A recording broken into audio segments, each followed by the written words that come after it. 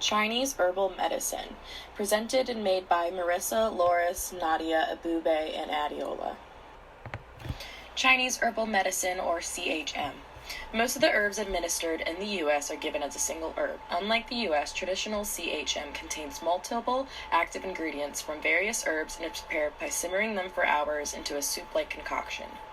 The definition of TCM includes herbal medicine, acupuncture, moxibustion, massage, food therapy, and physical exercise such as shadow boxing. The concept of yin and yang are applied to different parts of the human body under CHM. In this concept, herbs with hot properties can be used to treat a cold syndrome and vice versa. Treatment aims to restore the balance of yin and yang. Understanding traditional Chinese medicine, or TCM. To understand, you must understand the role of qi, which literally means vital breath, also known as the body's life force. Qi flows through the body's invisible channels, referred to as meridians. Qi flowing through meridians creates an energy network that connects organs, tissues, veins, nerves, cells, atoms, and consciousness itself. A traditional Chinese medicine practitioner uses smell, hearing, voice vibration, touch, and pulse diagnoses to discover the source of what is wrong in the body. There is also the theory of the 5 elements related to TCM. This theory describes the human body and herbs with 5 elemental qualities being wood, fire, earth, metal, and water. For example, water represents kidney, bladder, and ears, while fire represents the heart, small intestine, and tongue. History and origins.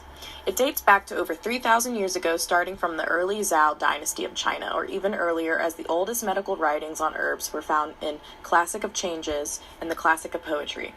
The Chinese philosopher Confucius wrote Classic of Changes. In this writing, he classified anything medically as yin or yang, and to heal diseases, yin and yang had to be balanced, he said. He said the inside of the body is yin, and the surface of the skin is yang. The spleen, lungs, and kidneys are yin, and the heart and liver are yang. He also said a disease is yin when it results from internal causes, but yang when it comes from external causes. Shennong, aka the Red Emperor, tested plants with curative or poisonous qualities. He categorized medicine also as being superior, medium, or inferior. Superior being non-poisonous and rejuvenating, medium meaning it has some toxicity based on the dosage and exerting tonic effects. Inferior is poisonous but able to quickly reduce fever and cure indigestion. Commonly used herbal supplements. Black quash. The black quash has traditionally been used for menstruation problems. It is a perennial plant from the buttercup family. This means that the black quash has been existing for a long time. The black quash is the best-selling supplement in the United States and is a popular alternative to hormonal therapy in the treatment of menopausal symptoms. Symptoms such as hot flashes, mood disturbances, diaphoresis, palpitation, and vaginal dryness. Liver damage is the major disadvantage of using black quash. Use of this supplement in high-risk populations such as the elderly woman should be under the supervision of a licensed healthcare professional. Another herbal supplement used in Chinese medicine is garlic. Garlic is commonly known as Allium sativum and is a species in the onion genus Allium. Garlic is used to treat a wide range of diseases, including high blood pressure, infection, ulcers, and athletes' injured foot. The extract from garlic bulbs are generally produced into tablets that are used for supplements. Garlic has positive effects on most cardiovascular risk factors, that is mild reduction in blood pressure, lipids, and possibly in glucose levels. Side effects include occasional nausea, and high doses may cause burning in the mouth, the esophagus, and the stomach. Garlic is mostly used today as condiment rather than a real supplement with clinical meaning. Another Chinese herbal supplement is ginkgo. Ginkgo is prepared from leaves of the ginkgo tree, which is commonly planted in Japan. Ginkgo contains high levels of flavonoids and terpenoids, which are compounds known for their strong antioxidant effects. In traditional Chinese medicine, ginkgo seeds were used to open channels of energy to different organ systems, including the kidneys, the liver, brain, and lungs.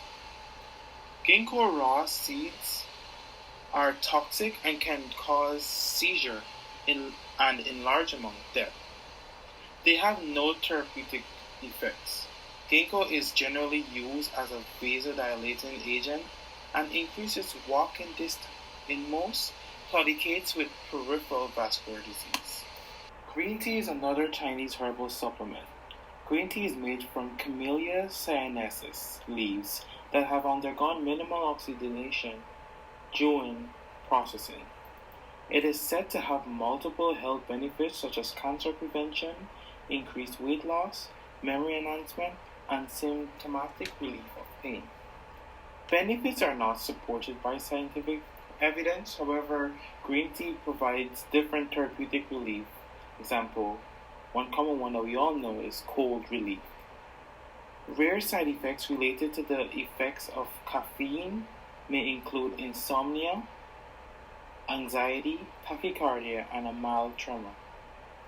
Consuming a large volume of green tea extracts may lead to oxidative stress and liver toxicity. Some other commonly used herbal supplements are astragalus, shepherd's purse, and St. John's wort. Astragalus is a root of a plant that is commonly used in Chinese traditional medicine. It usually could be given in hospitals through injections or through IVs. The health benefits include anti-aging, anti-inflammatory, immune boosting, and it's usually well tolerated orally, but when given with IV, you get more like serious side effects like irregular heartbeat. With oral treatments, you usually have side effects like rashes sometimes, itching, runny nose, nausea, and diarrhea. Shepherd's purse. This was used to traditionally stop bleeding back thousands of years ago. It was used to treat circulatory problems, heavy menstrual periods, and other health problems that had issues with blood. People with frequent kidney stones usually take precautions when taking this medication because it contains oxalate in it. It should never be used during pregnancy because it can induce contraction or lead to a miscarriage. St. John's wort. This is widely used to treat mild to moderate depression. It is not usually used with severe depression. There is limited research on this supplement for depression, but you don't need any prescription in the United States to use it. It interacts adversely with many drugs, for example SSRIs, because it intensifies serotonin effects. Common treatments in China. A very common treatment in China is moxibustion. It's a traditional Chinese medicine that involves the burning of mugwort to promote healing with acupuncture. It is a form of external therapy. In Chinese medicine, it is used to strengthen the blood and stimulate the flow of QI. QI is the Chinese philosophy of circulating life force. It is commonly used with acupuncture treatments. There are two types. There's the direct and indirect moxibustion. Indirect moxibustion is when the practitioner lights the moxie and holds it close to the skin until the area of the skin turns red. This is the most popular type of moxibustion because there's no risk of scarring or burns. Direct moxibustion could be scarring or non-scarring. For non-scarring, the moxie is placed on the acupuncture point and extinguished before it burns the skin. And for scarring, the moxie is placed on the skin and allowed to burn out completely. It's not a very popular form of moxibustion. Other common treatments in China are some herbal remedies. We have aconite, licorice, and cinnabar. Aconite is a herb that's been used in China for centuries as medicines and poisons. The root of the plant is the most poisonous part of the plant. It has been given orally in traditional Asian medicine to reduce fever, pain, inflammation, and high blood pressure. It is also used as a diuretic. The root of the plant was also used as arrow poisons and can be less poisonous after boiling. Licorice. This plant root has been used in Asian medicine to treat heartburn, stomach ulcer, bronchitis, sore throat, cough, and some infections caused by viruses such as hepatitis. It is also used as a sweetener. When eaten in large quantities, it leads to hypokalemia, which can cause irregular heart rhythm or muscle weakness. It is also known to interact with other drugs. Cinnabar. This is a natural occurring mineral that is called Zusha or China red. It is a major source of mercury. It is found in over 40 traditional Chinese medicine. It was used as a diuretic, laxative, skin ointment, and antiseptics for centuries in China. Because of its high mercury content, it is seen as toxic when overexposed to human. Hearing loss, vision disturbances, motor deficits, and abnormal walking abilities are signs of toxicities. Harmful supplements.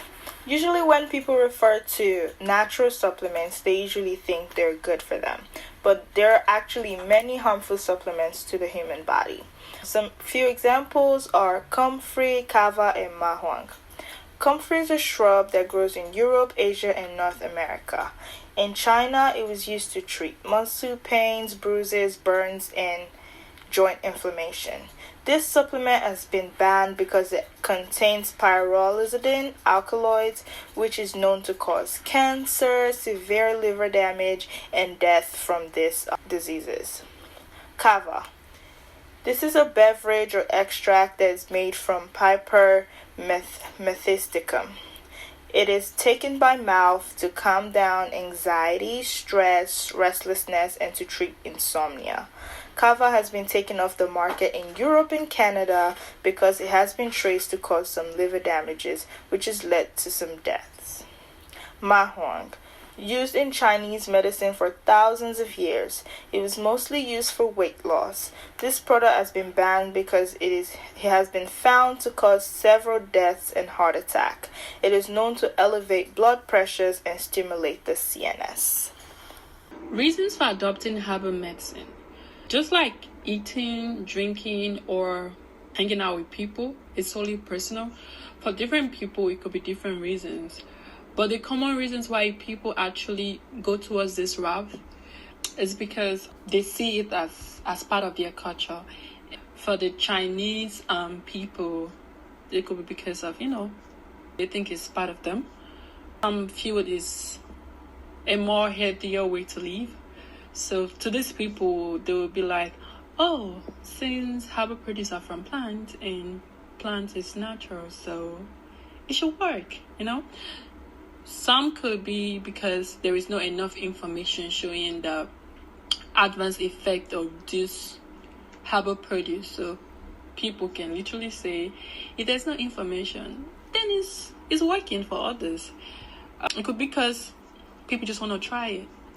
Or maybe satisfaction with the modern medicine, the side effect, the high cost of this modern medicine, or the road to self-medication, Nursing education.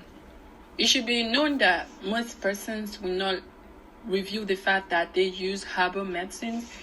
Reasons be they don't want to be judged. They could have other reasons. But as a nurse, you should assess a patient's knowledge of their health. Are they aware of what is happening? Do they know the disease, the treatment options?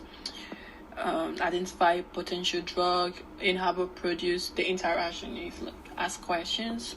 Are they taking this drug or are they taking this, and know if it works together?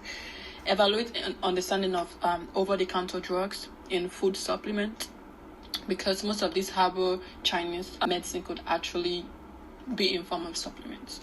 Educate the patient on how to make informed choices. They should know what to do and when not to do. educate patients about the potential fraudulent activities online, that they see something online, people advertising don't mean it works, so they should know it's scam. Encourage patients to disclose the use of herbal medicine to care providers, just like they would not want to say because they don't want to be like laughed at or judged. But at the same time, it should be known to them that if they are taking it, they should say something about it. Modern use of Chinese herbal remedies. Yes, Chinese herbal medicine is still being used in the United States today, and according to statistics from the World Health Organization, about 80% of Americans use some form of herbal medicine. People are gradually shifting away from Western herbal medicine to Chinese herbal medicine, and in the United States, people do not only use Chinese herbal medicine as drugs, but some people also use it as a food and nutritional supplement.